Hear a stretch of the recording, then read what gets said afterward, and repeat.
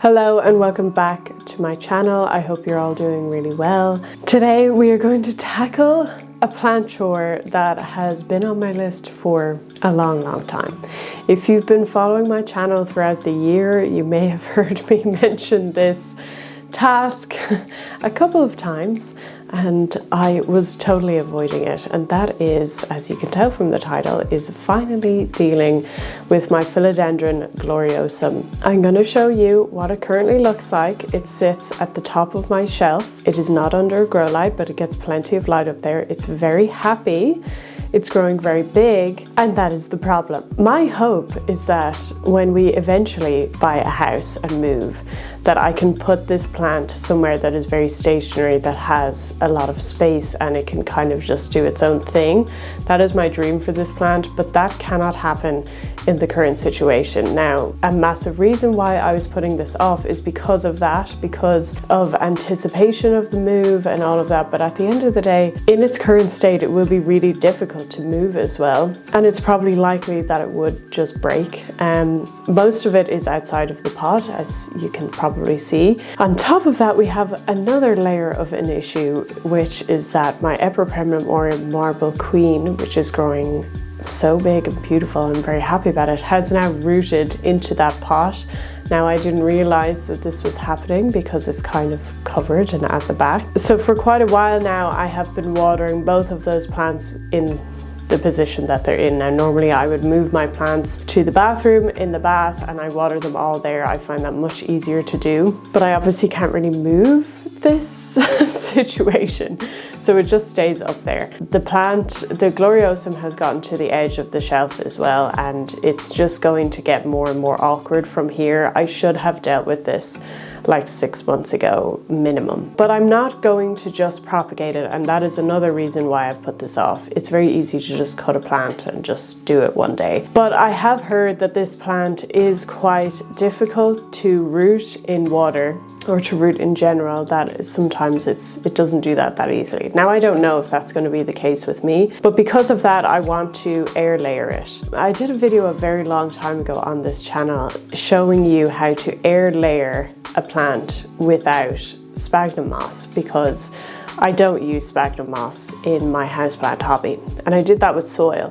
Now, that worked very well. I think it was on my Philodendron hastatum, the silver sword, and it worked really well, and I had no issues with that. Now, quite recently, I got a gift of sphagnum moss, and now I have it. I've never used it other than in my carnivorous plant terrarium, in which I show you how to harvest, and I have videos on how to harvest sphagnum moss sustainably from the wild, and that's what I've used, but I've never actually bought any. And so I have this bag of moss, and it has been sitting for quite a while. It's actually growing inside the bag.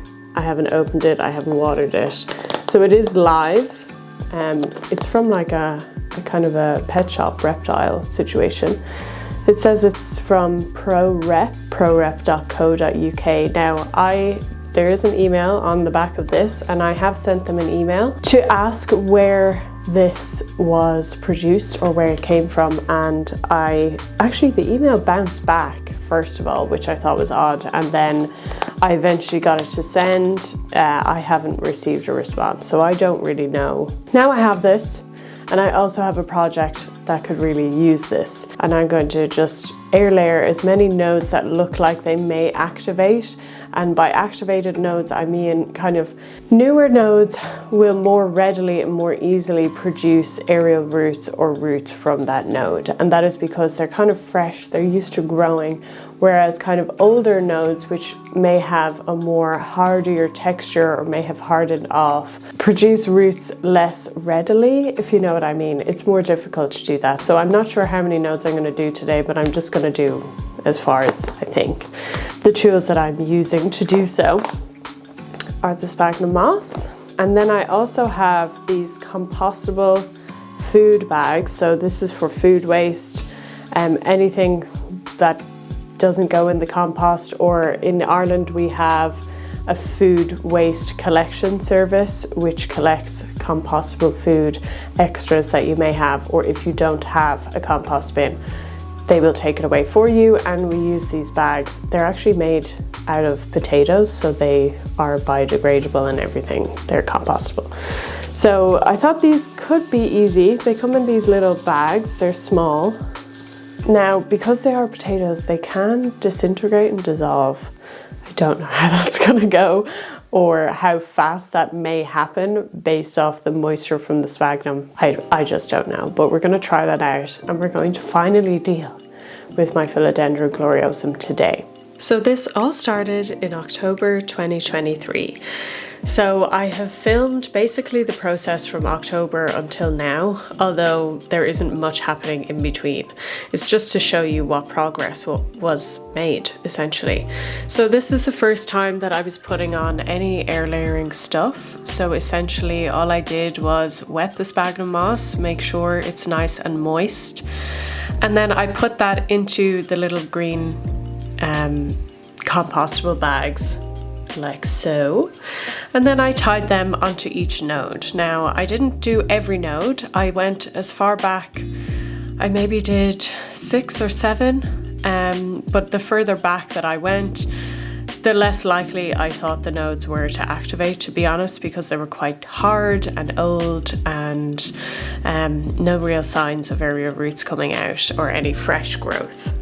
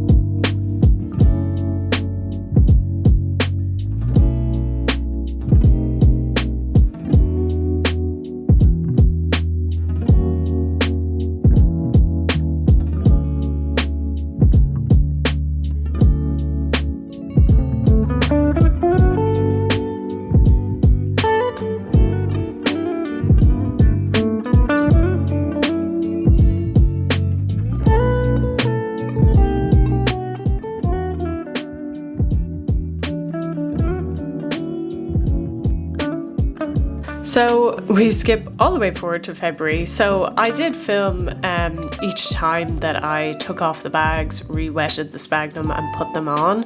But to be honest, that doesn't make for very interesting watching. That's all I essentially did throughout these months. Now, unfortunately, I often let these dry out way too much, and it's not what I would recommend you to do. So I would often forget about it, and the sphagnum would become really, really dry. And so once that's happening, you're not really starting to activate any aerial roots on those nodes. So I did have long periods where I forgot to replace or re-wet them, which is a little bit awkward, to be honest. And I do find this is why I prefer to just cut and put in water, but to be honest, this plant doesn't seem to react very well to that, as I noted before.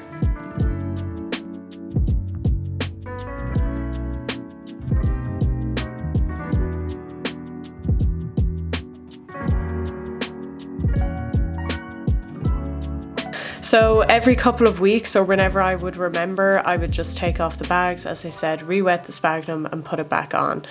And I wasn't seeing any changes for months until probably mid-December is when I started to notice that there were some aerial roots growing on the nodes. Now we are still in February here.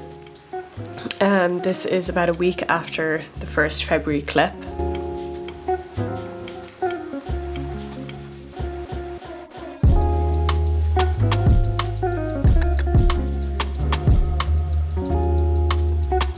So this is the process. I just untie them, take off the sphagnum, re-wet it in the sink or something, or in the original bag, and then I put them back on.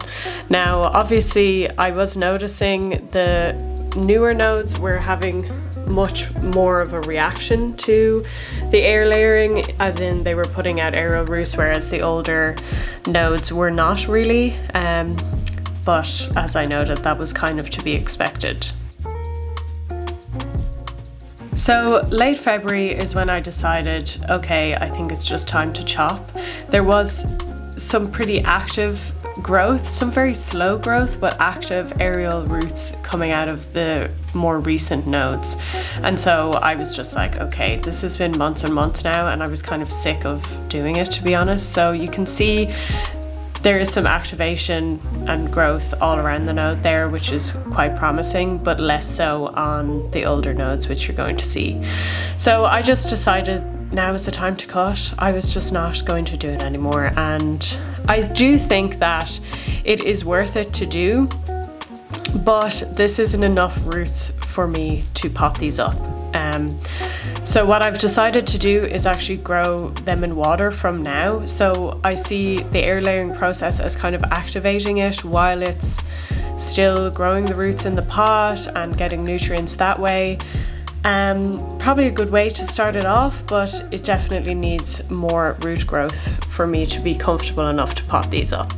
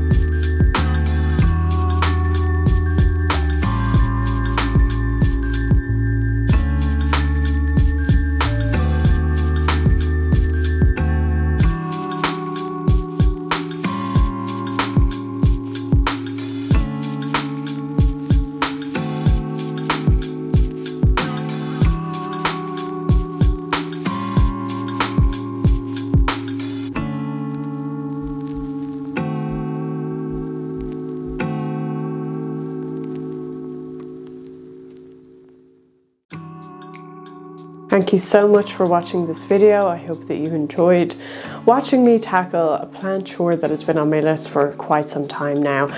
Maybe this will give you a bit of motivation to go and tackle that one plant chore that has been in the back of your head for quite a while. So yeah, that is it. If you enjoyed this video, please give it a like and subscribe, or comment down below on what chore you have been avoiding.